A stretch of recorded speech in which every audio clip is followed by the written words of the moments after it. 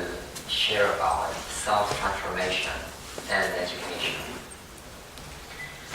For the past more than 30 years, through the Theosophical Society, I've been working with a lot of people, mainly adults, in the attempt to somehow make life a bit more different for us individually and also for society.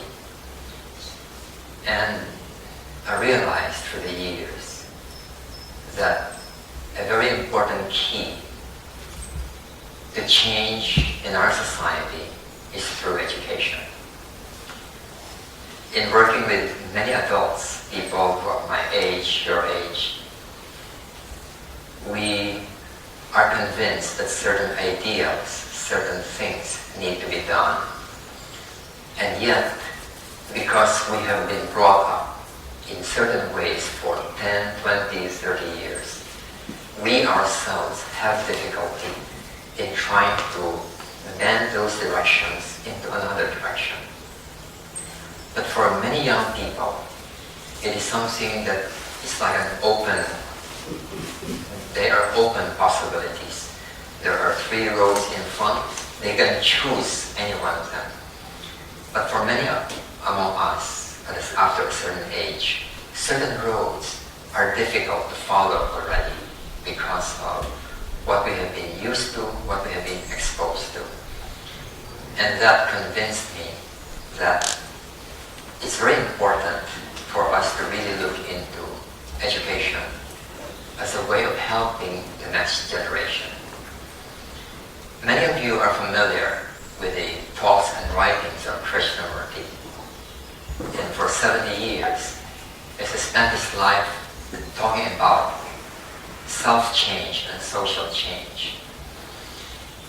And he has observed that in his 70 years talk, it seems that he was quite frustrated with the effect of his teachings on adults.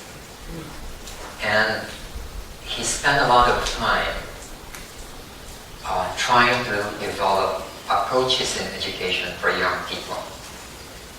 And it seems that he gave importance to this because of 2 reasons why he focused on young people. The first reason is that young people are more open to possibilities.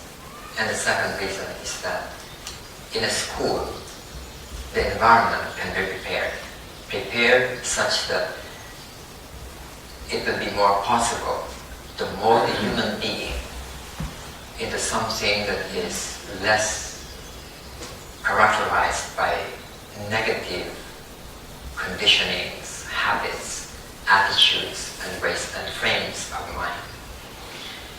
And hence for myself, for the past 20 years, I decided that I'd work on education because this is where changes for the next generation can really happen in a more permanent way. So today, I'm grateful for this opportunity to be with you for a day to speak about this. So I'd like to divide our session for today into 2 parts. The first part is on self-transformation itself. Some of you have attended the self-transformation seminar we conducted here 2 years ago, and so this you're already familiar with. And many of you, I think, have not.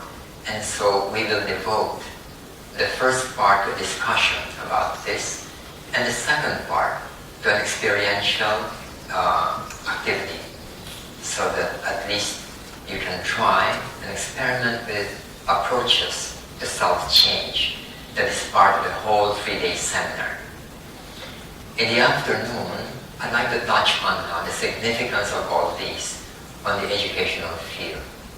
In what way can we introduce these into education, and in what way we can perhaps design, plan an educational institution or educational approaches that may help embody these approaches in trying to bring up young people. So I'd like to start this morning with an overview about the issues in life. Every child who is born into this world is born into like a mysterious jungle. They don't know what it is. And then when they grow up, while they're young, they're being taught this and that by parents, by society, by school. And when these guidelines are wise, they quickly understand how to navigate this mysterious jungle called life. But when the guidelines are not well designed, then they develop conflicting things in their lives and they develop problems. They become afraid, they become aggressive, they become defensive. And as a result, as they grow up, when they become parents, when they become husbands or wives, when they become professionals, leaders, they carry this defensiveness and anger and other traits into whatever they do. And as a result, we have in the world a lot of things that are not going right. From the rates of suicide, to the wars going on around the world, to the problems in the home, relationships, problems in the family, problems in working areas. And how do we approach trying to relearn how to navigate this life, this jungle called life? So I'd like to review a bit regarding how perhaps we can look into these. We will notice that in life there are mainly two important problems that cause inner conflict, outer conflict, unhappiness in people. The first one are personal problems, problems that are actually embedded in us.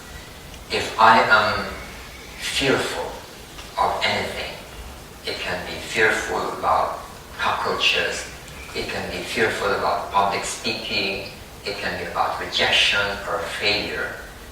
These are things that I carry within me, and no matter how beautiful the world outside is, it is still not beautiful to me if I carry these problems within me. And hence, I would call these personal problems inside, because these are the lens through which we look at the world. If my lens is bluish and the leaves are green, I will see the leaves as blue because of what I have built up within me through the influences of society. The second kind of problem are social problems. These are people problems. How about natural disasters like floods, hurricanes, earthquakes? We will notice that whenever we encounter natural problems like floods and hurricanes, or we lose money, like suppose I lose a big amount of money today, I may be upset for one day, for 10 days, but after that I'll forget about it. You'll notice that. So long as it doesn't become an internalized personal problem, or it doesn't become a social people problem, then we forget about it, even if it meant that somebody died. For example, there may be 1,000 people who may die somewhere in the world because of flood or hurricane, but we don't know them. So we look at them simply as statistics. But if there's one person there whom we know and is very close to us and who died, then it becomes a social problem. It becomes a relationship issue. It's about a person. And I may grieve and cry for the rest of my life if I'm so attached to that person. So when it is an internal issue within me, or something about people, these are the problems that actually affect us greatly. The problems that we are facing in the world today and in our life are of this nature. If we talk about pollution and environment, it's about people. When we talk about wars and conflicts, it's about people. When we talk about depression, things like low self-esteem, low self-confidence, unhappiness, you'll notice it's about people. And hence, we have to look into these two things when we are trying to navigate life. Things that are scientific about nature we can learn later, but the skills about dealing with ourselves and with the world, with people in general, is something important. In my travels, I've been posed with a lot of questions about society, social problems. In the Philippines, we have, for more than half a century, conflicts in the southern part of our country because of religious issues. And sometimes when I go to the south of the Philippines to conduct seminars, I'm asked, how does self-transformation help solve our war problems, the battle problems here in our place? And I often use this analogy of a volcano in trying to answer the question. Because whenever there is violence that erupts in these cases, the government would send soldiers to stop it. The government would send negotiators to negotiate about it and stop. And yet, there may be a temporary peace for 1 year, 2 years, 4 years, and afterwards the same problem recurs again, up to this time. And hence, the problem about this is that when we have war and violence and we stop the lava, the eruption from destroying the surrounding areas, we are just stopping these vents, these external outlets. But if we don't solve the source of that violence, which is in the hearts of people, then the same problem will recur and recur for centuries, not just for 10 years or 20 years. Hence, the issue in society must be about these collective feelings within us. If as a person, I am an angry person, wherever I go, I'll bring this anger with me to my family, to my wife, to my work area, to society.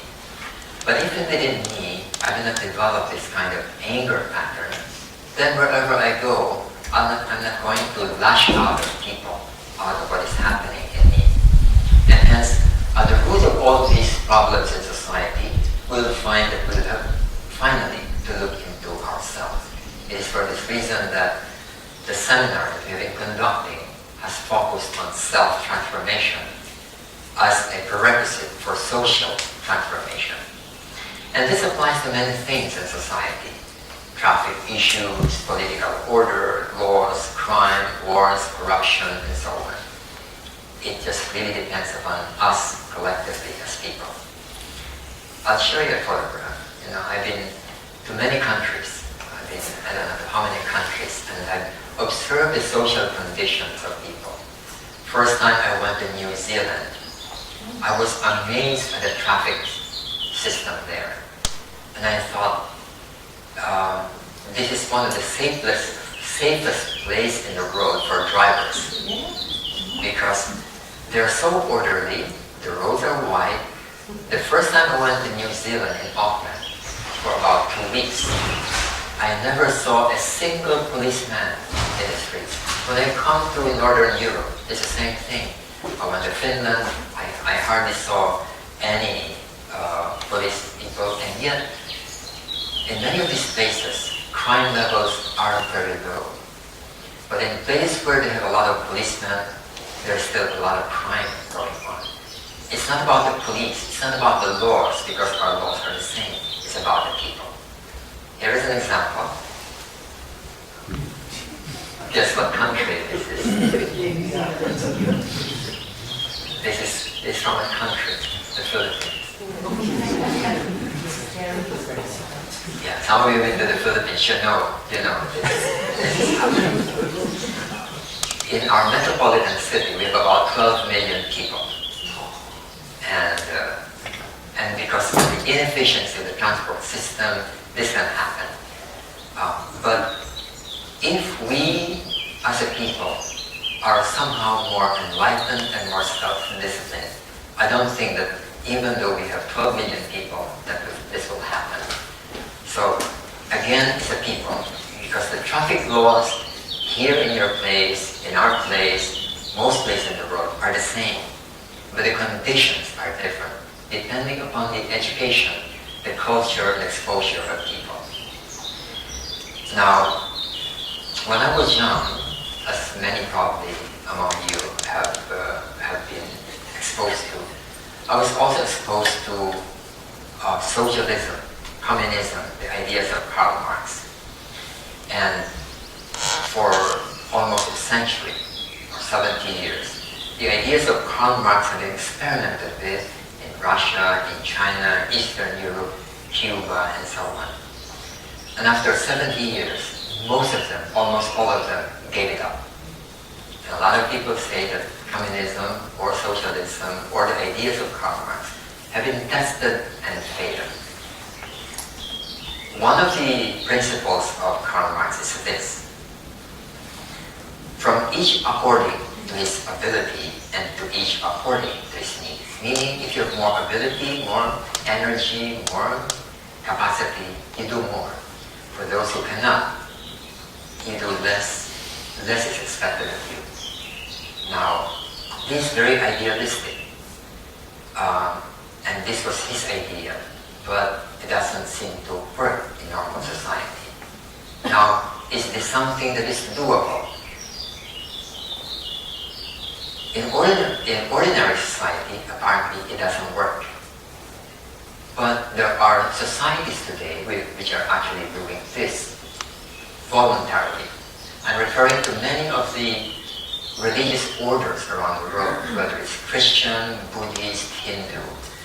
They are doing this fully voluntarily, and they've been doing it for hundreds of years. Those who are healthy, talented, and able, they will maybe doing 12-hour or 16-hour day work. And for those who are sick, then they're taken care of. And they're all happy. They're not saying that there's injustice or there's unfairness. But in society, ordinary society, this doesn't seem to be a very helpful victim. What's the difference? The difference is in the attitude of the people composing ordinary society and people who are composing these religious orders, the Carmelites, the Jesuits, the Trappist monks, the Buddhist monks. The outlook and the attitudes and the value system are very different. Now, in my travels, one of the places I went to very early, more than 20, almost 30 years ago, was in India. I went from North India to South India, spending months over there, looking for wise people who would be able to teach me what life is all about. And one of the places I went to was in South India. It's Pondicherry. In Pondicherry, this was a former French colony. And Pondicherry had once a very famous yogi, Sri Aurobindo, who was nominated for the Nobel Prize 2 times, Nobel Peace Prize.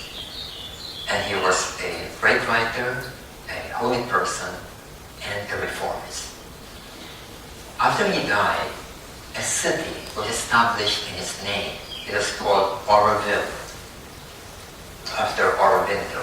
And this is the city. It's a very forward-looking city.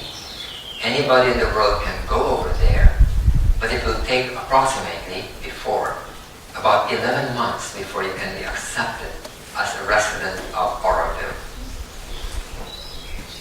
They don't ask about your religion, your economic status, but more or less the philosophy, the attitude in life.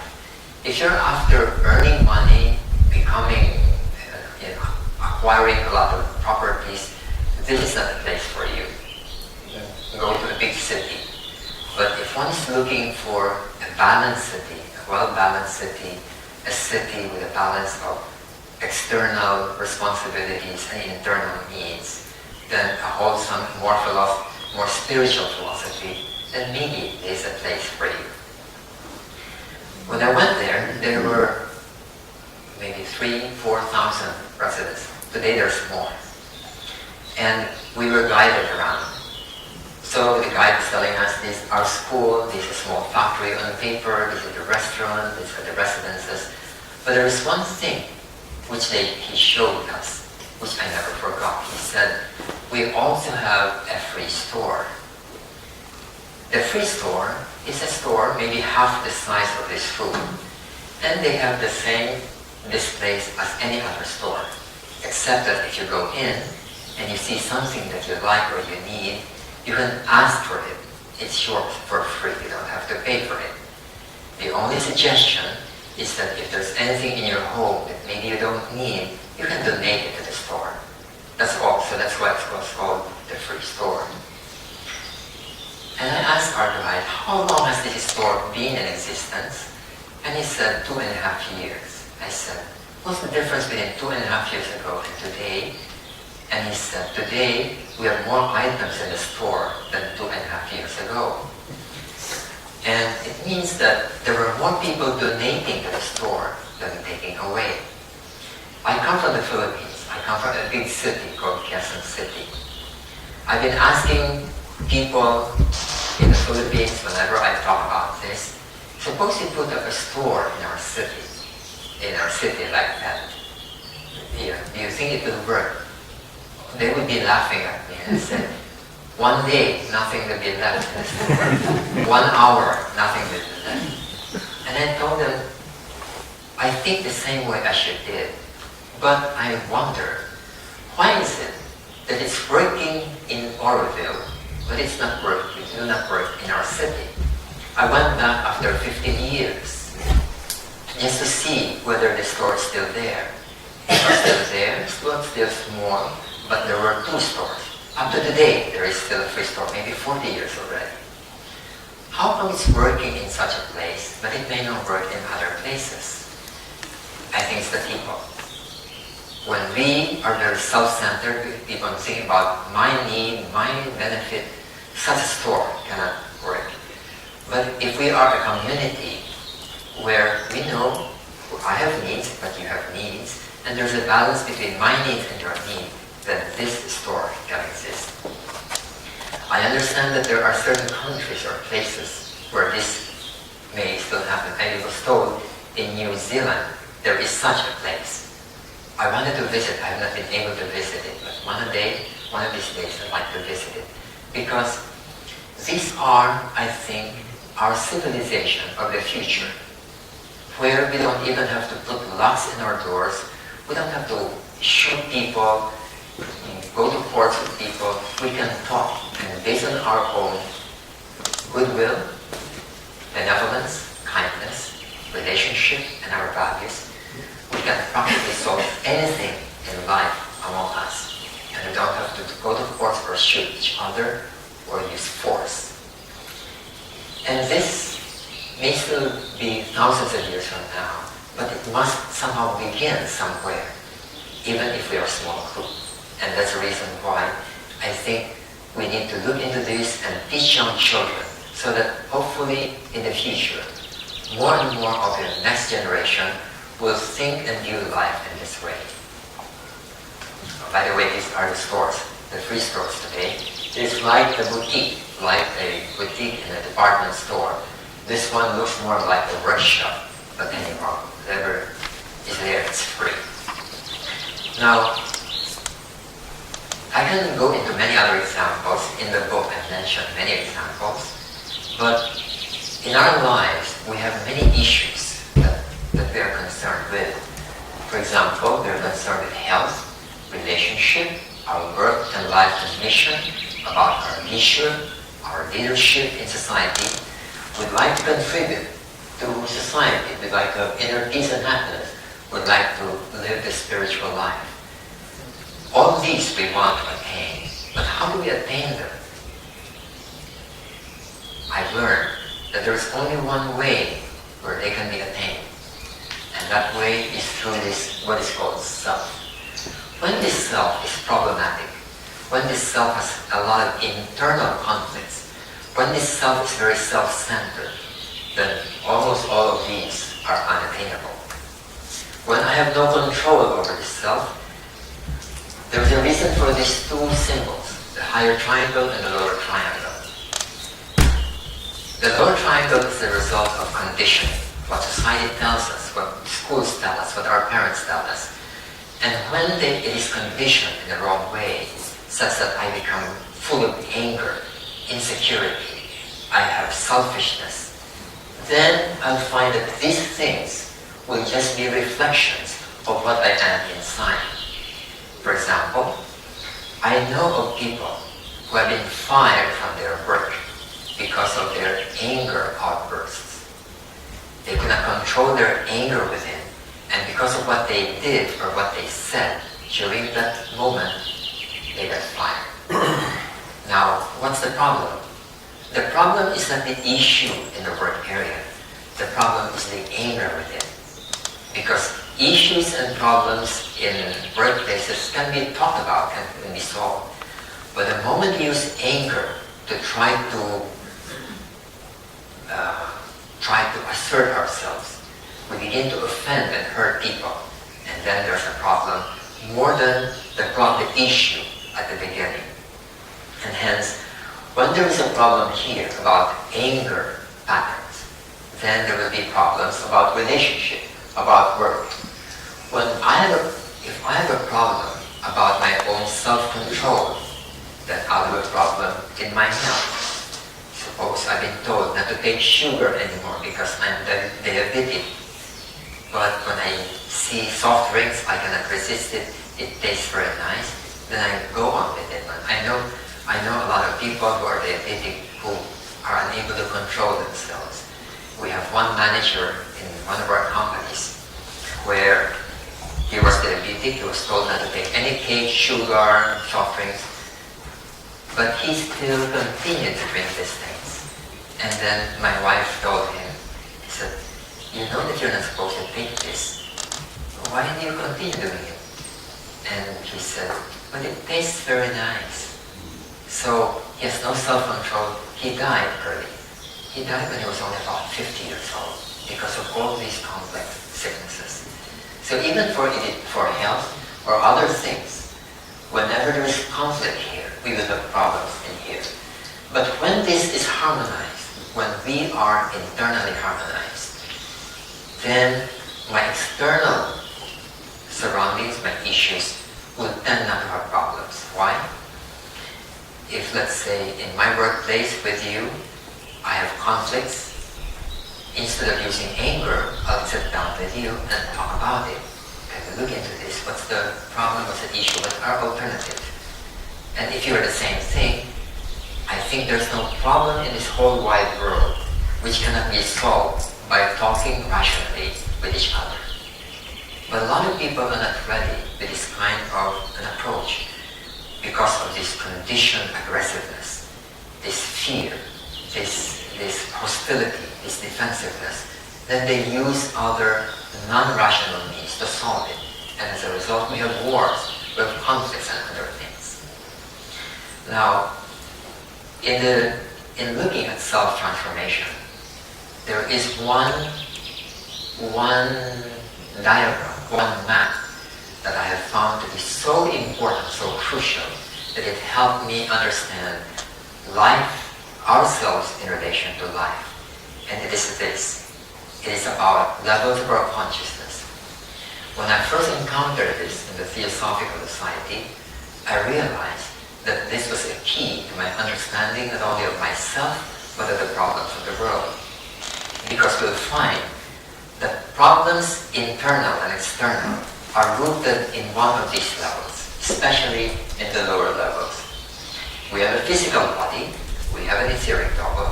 Most of you are familiar with this because you're familiar with the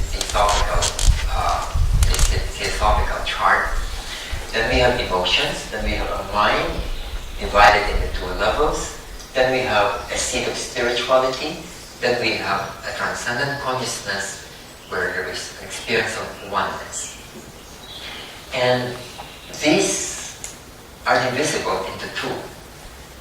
There is what is called the personality, this three, and then we may call this the individuality. And they're of a very different nature. The difference spells the difference between a sane and reasonable man, a woman, and a person who is problems, conflicts of their upbringing, which is this one. These three are the results of our upbringing, but the others are not. They're things that are innate that when we see them, we realize certain truths and certain things. In the mind, for example, there is a distinction between lower and mental. These things below, including the mind, they tend to think in terms of being self-centered. If you ask me to go with you to the city, I'll ask, what will I get from it? In other words, I'm thinking of my own benefit. You invite me to go into a project or a business, my reaction is, what do I get from it? This is the thinking of this personality. It's about mainly what I can get. But here, on the higher level, we don't think that way. We tend to think in terms of, is it something worthwhile? Not for me, but as an action, is it something worthwhile? Is it something good and helpful? Is it something fair? If it's yes, then this higher level would say, yes, we'll go into this. Even if it is inconvenient for that person. On the other hand, this one thinks differently. It's inconvenient for me, so I'll not do it, even if I know it's good. An example, I want to be healthy. And what do I need to do? I'll do exercise. But this lower part feels lazy, so it doesn't want to do it. The higher part says, I should exercise. Now when this lower part is very strong and powerful, it will win. And so instead of exercising, I'll not. Because the lower part is conditioned to feel lazy. Even if the higher part says, I should exercise, and I want to exercise, I want to be healthy. So there is always a conflict within this higher and this lower part, because this is a different way of thinking compared to the higher. And when we look into society, the problem in society is because of this distinction. When this lower part is so strong, so powerful, and conditioned in an unwholesome way, then that society composed of such people will have a problem in society. But when this part is strong, then we'll find that it will become a different society. They're willing to let go of personal advantage if it's something that is fair and right and just, even if it means a personal self-sacrifice. Right now, there is an example that comes to my mind about an athlete in the Olympic Games. I think this was the Olympic Games in Greece or somewhere in Europe, many, many years ago. Now for an athlete, the equivalent to a Nobel Prize is a gold medal in the Olympic Games, and everybody wants to go after it. During these games, in the Olympic Games, there were two women who were competing for the gold medal for fencing. And so there were a panel of judges scoring them on who gets the most points. And so they did their fencing. And after their competition, the judges declared one of the women to be the gold medalist. She was the champion, she won, and the other was the silver medalist. But this one who won, the winner of this competition, thought that she didn't have more points than the other girl. She thought that in her estimate, the other girl had more points. You know what she did? For somebody who is really selfishly trying to get the gold medal, she'll not just say anything, because she's already awarded the gold medal. But this lady told the judges, she said, you know, I'm not sure whether I really had more points than my competitor. If you review the video, maybe you can check whether I really had more points or whether she had more points. So the judges reviewed the video and they found that she was right. The other girl had more points. And so they had to change their decision and gave the gold medal to the other girl, and she did silver medal. Now, to most people, they would say, this girl is stupid. Imagine you're already given a gold medal, and because you're too noisy, you lost it. But was it surely stupid? Imagine, I was thinking about this for many times. I was thinking, if I were the winner who was given the gold medal, but I think I know I did not deserve it. I know that I'm a fake gold medalist, and I will carry that for the rest of my life. That's one. Second, I'm doing, maybe not me, but there is an unfairness to the other person who deserved this freely. And because I was silent, she lost an opportunity due to the error perhaps, or the misjudgment of the judges. So she decided on the right thing, which comes from this higher level. The lower one would say, keep your mouth shut because you have already your gold medal. It's not your fault that you were given wrongly. And yet there's an injustice done. Now, in many facets of life, whether in courts, whether it is in relationship, there are these things which, when we decide on the basis of the lower things, it causes problems in human relationship and in society. And it can be corrected by the higher. And so it depends on whether we, individually or collectively, we are awakened in our higher nature and have control over the lower. Because this will dictate how we act and live in life. And if most of us live this way, then society will also become like that. So this is our dual nature.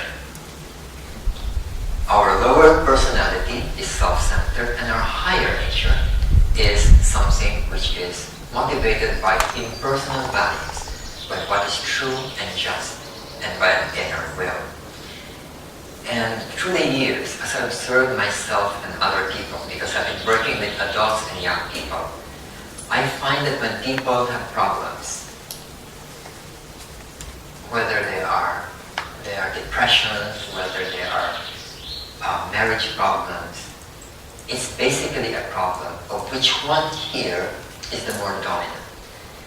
And the ones who are having problems, unhappy, depressive, they're the ones who first, they are dominant here on this level, and second, this lower level has not been brought up well by the parents, by the school, and by society.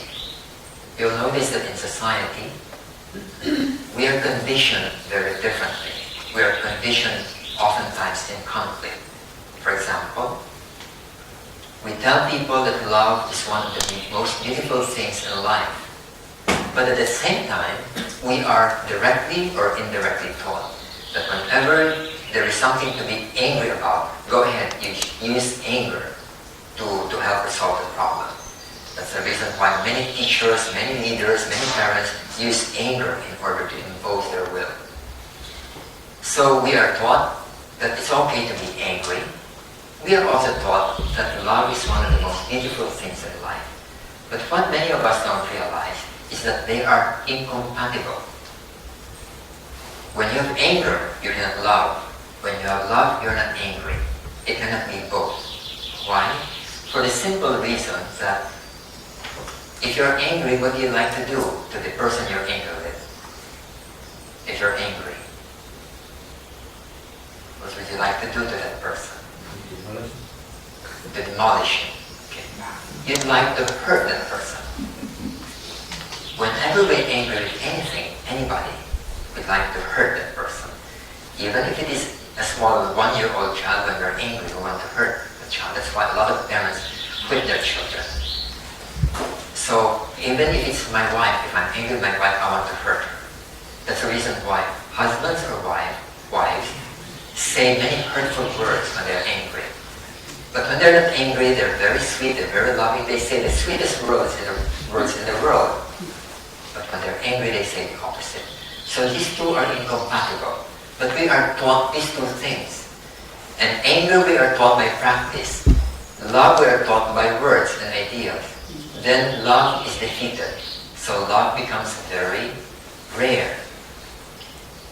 It is for this reason that we have to realize the conflict in these two, and then early in life, young children should no longer be taught these ineffective means of dealing with problems like anger.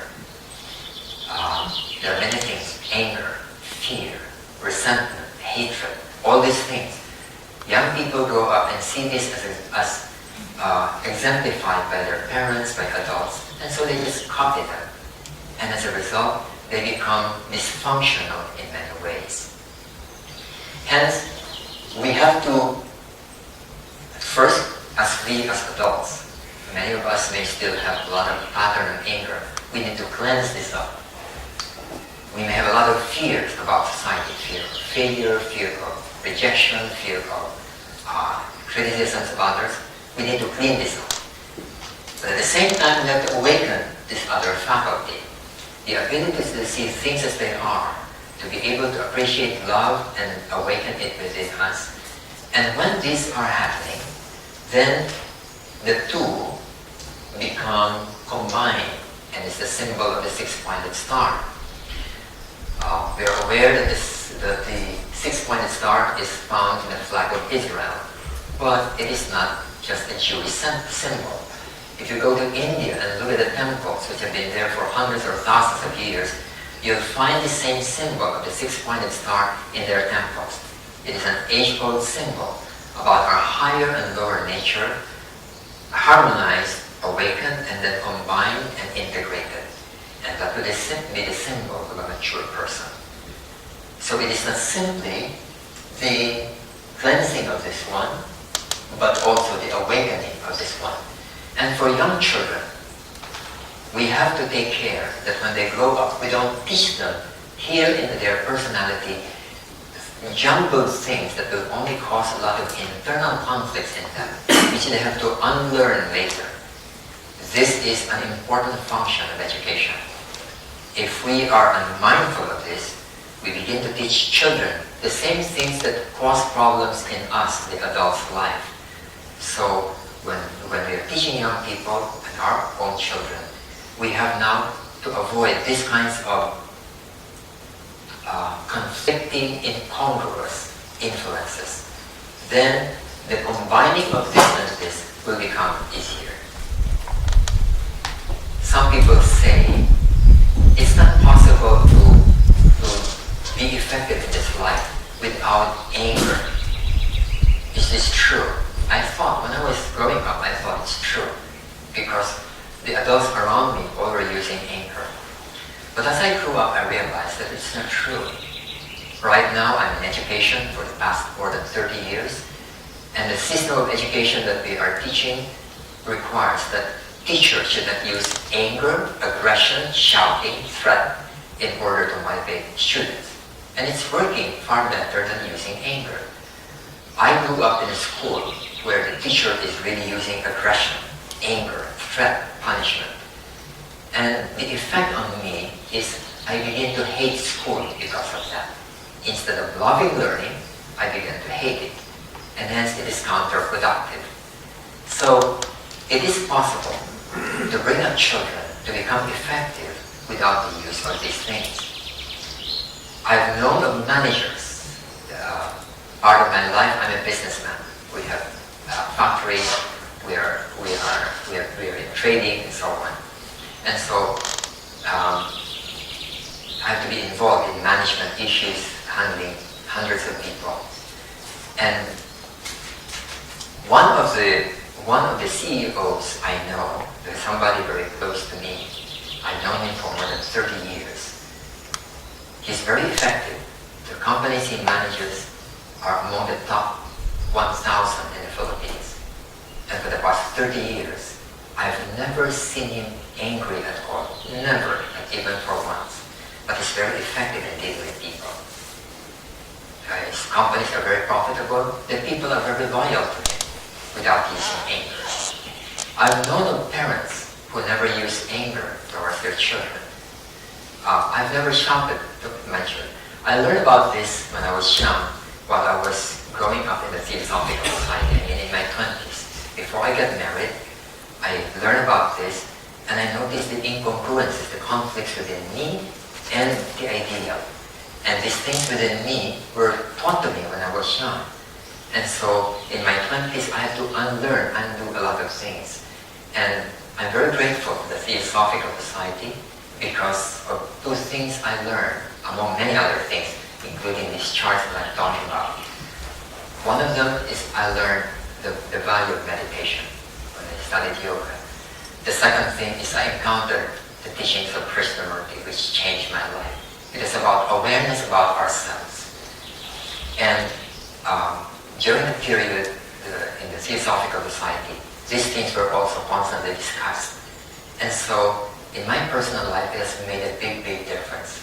During the seminar here 2 years ago, I mentioned to the participants that I've been married for 41 years, and my wife and I were boyfriends and girlfriends for about 7 years. So we have been close together for 48 years. And during those 48 years, my wife and I have never quarreled, not even once. We have cried, we have been hurt, we have sulked, we have been uncommunicative, but never quarreled. And what made a difference? The difference was the absence of anger. Because whenever there's anger, we want to attack. But when there's no anger, we don't attack. I may be hurt, I may cry, but I will not attack you. So the absence of anger had made a very important difference in my own life, in my married life, with my wife up to now. Some of you have met her because she's been here in Narden.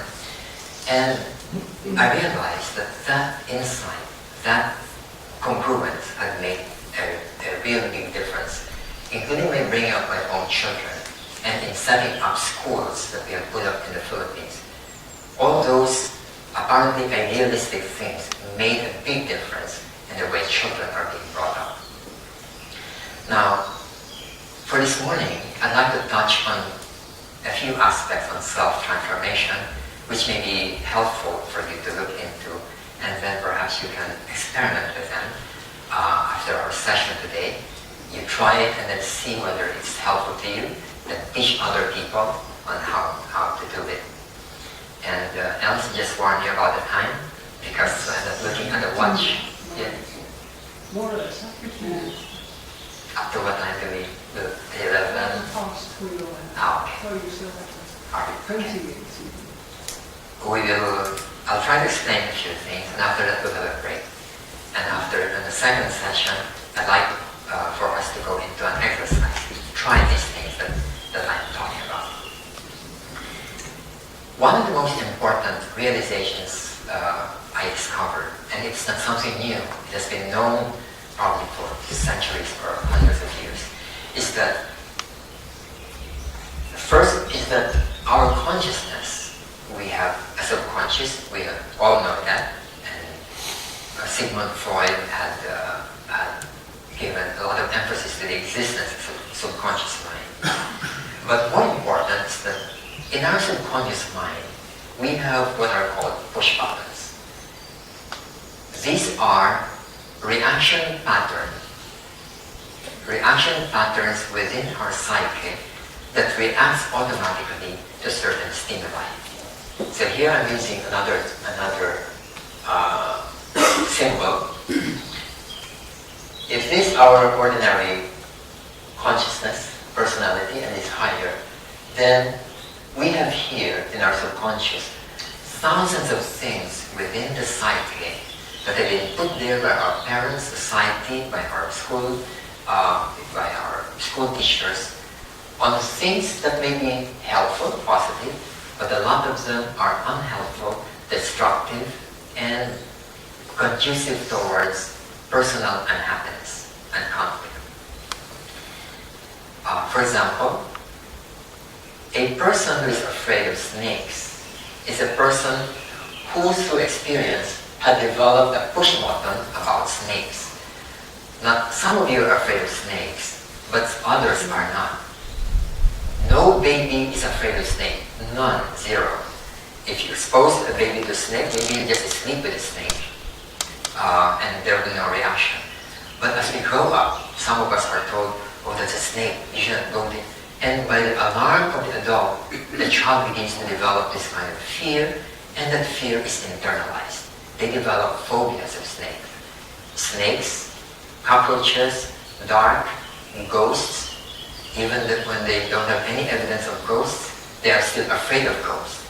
Afraid of death, afraid of pain, injection, criticism, and so on. Hundreds of things that affect us. And our own destiny and our own careers, our own relationships are affected by those push buttons within us. A person who grown up with a push button of anger will have a lot of problems in life.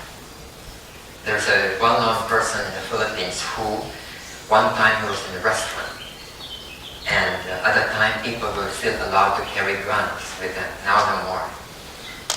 And while in the restaurant he even got out his gun and put it on the table. And then in his anger, he was in a state of rage, he drove his car and did not notice that he entered a one-way street. And of course, in a one-way street there will be other cars coming in. And he could not go on. He got so angry that he stepped down, he got his gun and shot the driver of the car in front of him. It was a young man who was going to buy pizza in the mall. Complete stranger. And when he realized that he just murdered a complete stranger, he ran away and he hid for 2 years. And he was arrested. And he spent the rest of his adult life in prison, 23 years. Now he's free. But by the time that he left prison, he was already an old person.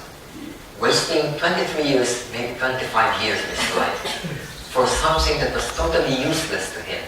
Killing a complete stranger because of his anger. And what was the root of that? Anger.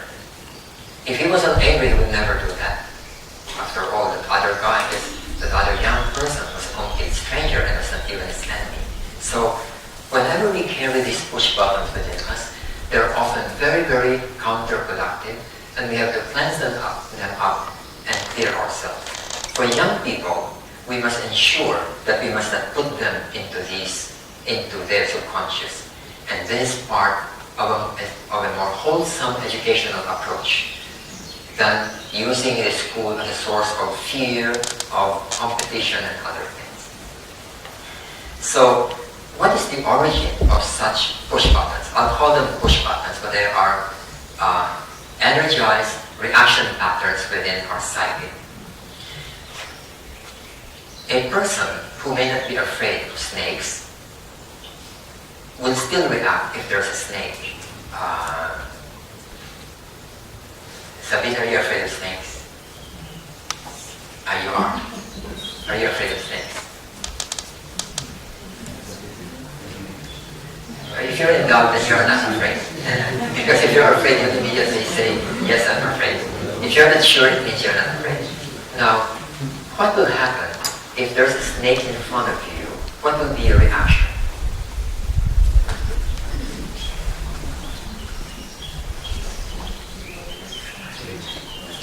You will get tense. Even if you have no phobia of snake, you will see that the snake can be a danger. You don't know whether it is a poisonous snake or not, a tame snake or a dangerous snake. You don't know. But the body will tense.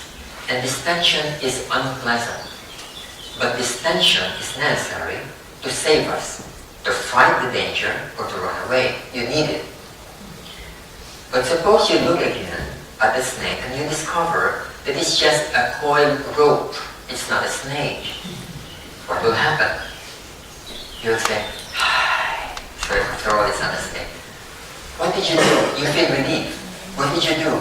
You release this pent-up energy, and when you're able to effectively release it, then your fear is gone, you're back to normal.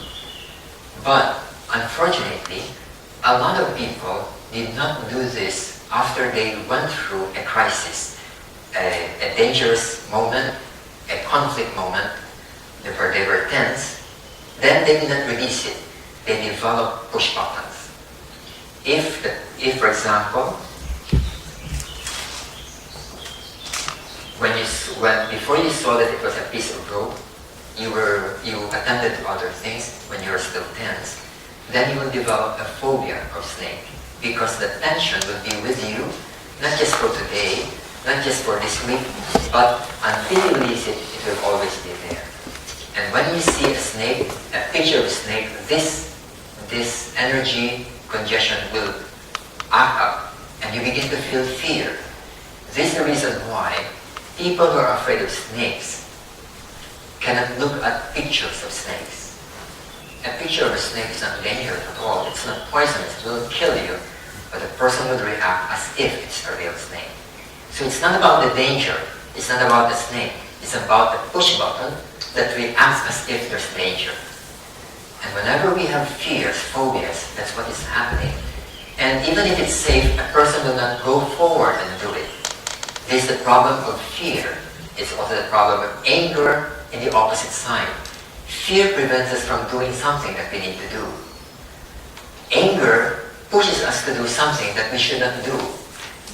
Because anger has an energy that wants to go out. Fear has an energy that keeps oneself in. Whenever you're angry, you will notice that there's an energy within you. And it is a push button that is activated and it wants to go out. If it goes out through your mouth, you will shout or say hurtful words. If it goes through your hand, you will hit somebody. If it goes through your feet, you will kick something. That's why some people will kick a table when they're angry. They will pound on the table. Who will be hurt? The table? No, it's not the table. It will be hurt. But why do you do that? Because you need to release the energy. That's the reason why an angry person is somebody who's energized who wants to release it. And the victims are other people, or, well, the table is not a victim because it will not be hurt, but they will hit a table or a wall. And the reason is because of this energy wanting to come out. And these are conditioned things that compel us to act one way or the other in a very unwise way. In fear, you don't do what you should do. In anger, you do what you should not be doing. And a person is compelled to do these things because the energy is strong. And this, when it's unreleased, it becomes a push button. It's frozen, and it can last for 50, 60, 70 years, an entire lifetime. There are people who have been afraid of snakes throughout their lifetime until they die. But they don't realize that the moment that they release this push button about the fear of snake, they will lose this fear in 30 minutes time permanently. You don't wait for 30 years. 30 minutes is enough to let it go, and then you can touch a snake already and then be able to be free of this phobia. The same thing with anger. This afternoon, I'd like to share with you some of the things we do in our school in dealing with this, about the effect on young people about anger or fear and other things, because we have to develop a more systematic way of teaching hundreds of students in our schools. So when it's activated, you feel the fear even when there's really no danger. And when it is activated by memory, a picture, a dream, or similar object, then they act as if there's a real fear over there. So for example, I have a friend. He's an awardee, a literary writer, an awardee. She has a fear of snake. She cannot eat spaghetti or noodles. Cannot. You know, if you have a microphone here with a cord, it reminds her of snakes. She cannot water the garden with a hose because she just trembles. She has a very strong reaction to anything that reminds her of a snake. She knows, she's very intelligent, she's an awardee writer, she knows that there's no danger, but the body acts as if there's danger. This is the irrationality of push buttons, and have compelled a lot of people to do very unwise things in life because of this. And because it is unpleasant, this feeling, we tend to suppress it, and the longer they stay with us for the rest of our lives. And the unhappy thing about this is that they don't realize they can be removed within a day, within an hour, and they will be free forever of these things. So when they are allowed to flow, the suppressed energy in a push button is released. The reaction pattern disappears. The reaction pattern of anger, fear, resentment, or hatred. And the unpleasant emotion disappears permanently. And a lot of people have discovered this in many ways. I discovered it through Krishnamurti because of a book that he has written, a compilation of books, of talks to young people. The title is Life Ahead. When I read it, it changed my life. And it started my quest about how these internal things, when we are not aware of them, they stay there, and then we become victims of it for the rest of our lives. But when we become aware of it, we give it the opportunity to flow, and then when it flows, it disappears. In the first place, it was not there at the beginning. Somebody or something or some experience put it there, and then it did not go out anymore. So now, with awareness, it can be allowed to flow again and disappear. Now, we have thousands of unwanted push buttons. We have positive push buttons. If you drive a car, you have to learn a lot of push buttons. In other words, you act quickly without thinking. That's a push button. When you brush your teeth before you go to sleep or when waking up, that's a push button. But you'd probably say it's okay to have those push buttons. It's helpful. It makes you act automatically on these good things. But there are many unwanted ones, and it's better that we are able to let them go. They cause anxiety, defensiveness, and a lot of unhappiness. And we need to dissipate them without suppressing them, because suppressing them will just create neurosis. It will just create other channels through which it will come up. So now, is it already time?